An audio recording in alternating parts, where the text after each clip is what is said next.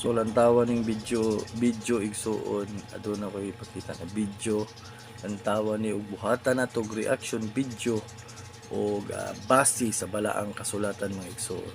So atong lantawon mga igsuon.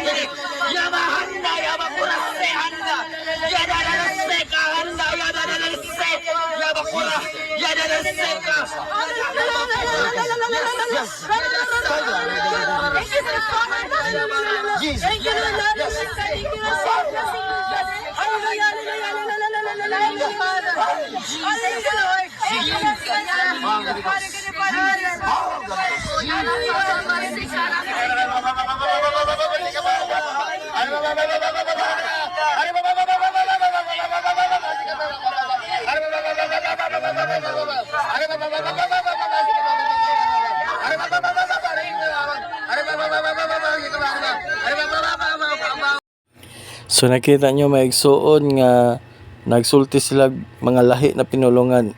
Tawag nga na speaking in tongues. O kana siya maigsuon dili masabot na mga pinulungan. So kana siya maigsuon atoan ang buhatan og reaction video. Kung okay ba na siya na mag-post sa social media, ipakita sa mga tao ang dunay mag-speaking in tongues. So ato ang ibase sa balang sulatan mga igsuon kung uyon ba ni sa to ang buhi na Dios mga igsuon.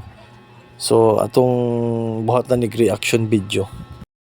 Korinto 14:27-28. Kung dunay mosulti og lahi nga pinulungan, kinahanglan duha o tulo lamang magbanos-banos sila pagsulti og lain o ang maghubad niini.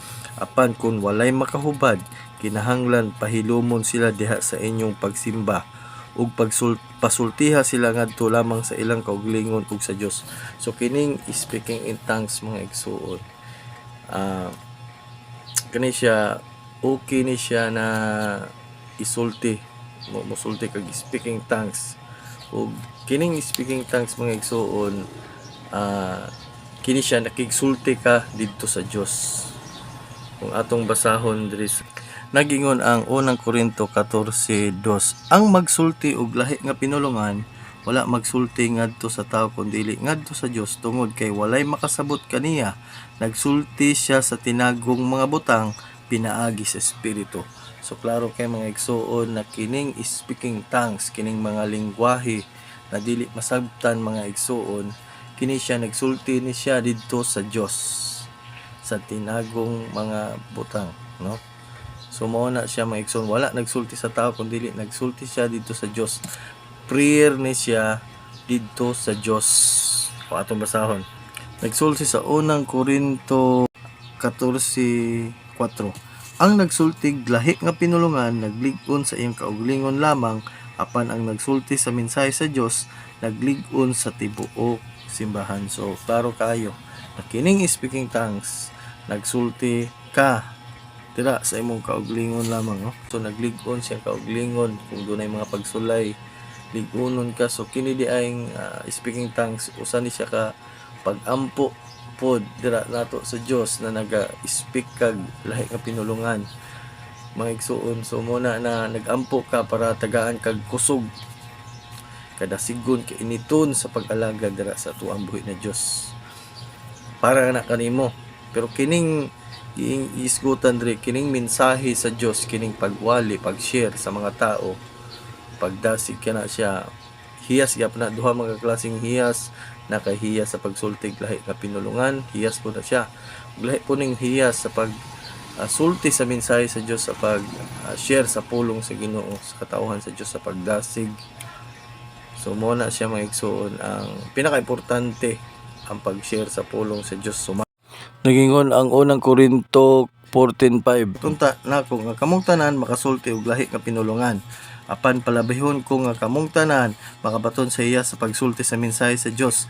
Kaya ang nagsulti sa mensahe sa Dios mas mahinungdanon pa kaysa nagsultig lahi nga pinulungan. Gawas kun may makahubad siyang gisulti aron malig-on ang tibok simbahan. So muna maigsuon, mas palabihon daw na mas okay daw na makapaton kag hiyas na musulti sa mensahe sa Dios kaysa mag speaking tongues. Okay nang speaking tongues para sa imong kauglingon, para sa paglig-on sa imong kauglingon, pero ang pagsultig hiyas na mensahe mga igsoon sa Dios sa mga katawhan para sila malig-on, sila ang malig-on mga igsoon. Ug kining hiyas sa pagsulti sa pinulungan mga igsoon, kining speaking tongues kinahanglan adunay maghubad niini. Pwede man musulti ka sa mga pinulungan pero dapat adunay maghubad niini. Kay kung musulti kag lahi nga pinulungan nya walay maghubad niini mga igsuon, adunay mga tao na makadungog labi na sa gawas na dili magtotoo, labi na kuan mo sa social media ipakita nimo yan ay mga tao na dili magtotoo, no? Unsa ilahang ikasulti makasala noon sila mga igsuon. Musulti mi sila nangabuang man taon ni sila. Wa man sila kasabot sa imuhang speaking tongues. O kung walay maghubad daw ni ana, sumala sa kung giingon kaganiha, pahilumon daw kini. Kinahanglan kung mag-speaking tongues ka maigsuon. Nay mag-speaking tongues kinahanglan aduna po'y maghubad. Dili pwedeng mag-speaking tongues lang. Mo na ang iwasan nga ang mga tao na naas kawas makaingon nga nangabuang man sila. Tungod sa ilang pagsulti na nangabuang na sila nag-speaking tongues, makasala ang mga tao. O mao na ang gisulti dire sa balang sulatan atong basahon. Unang Korinto 14:23. Busa kun magkatigom ang tibok simbahan ug ang usag-usa magsultig mga pinulungan dili masabtan, nya mosulod ang pipila ka ordinaryo nga tawo nga dili mga magtotoo, dili ba moingon sila nga nangabuang kamong tanan. So mo na ang hinungdan nganong dili ta basta-basta mo post dira sa social media. Labi na adunay mga tao na dili magtotoo makalantaw karon. Grabe na kayo ang social media karon, bisag kinsa na lang makita mag-post ka dira, labaw na i-post nimo nag-speaking tongues nya walay maghubad, no? Unsang gisulti sa tao nangabuang ni silang tanan. Imbes ma-bless sila, dili na lang, no? Makasulti og nangabuang.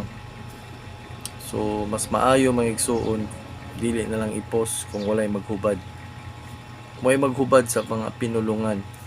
Labi na sa itong natanaw na video, walay naghubad. Speaking tongues lang. Pero igsuon, kana siya maigsuon. Importante na para sa itong kauglingon ng speaking tongues. Kana. Pero ang importante, kanang mensahe sa Diyos, kana masabtan bitaw.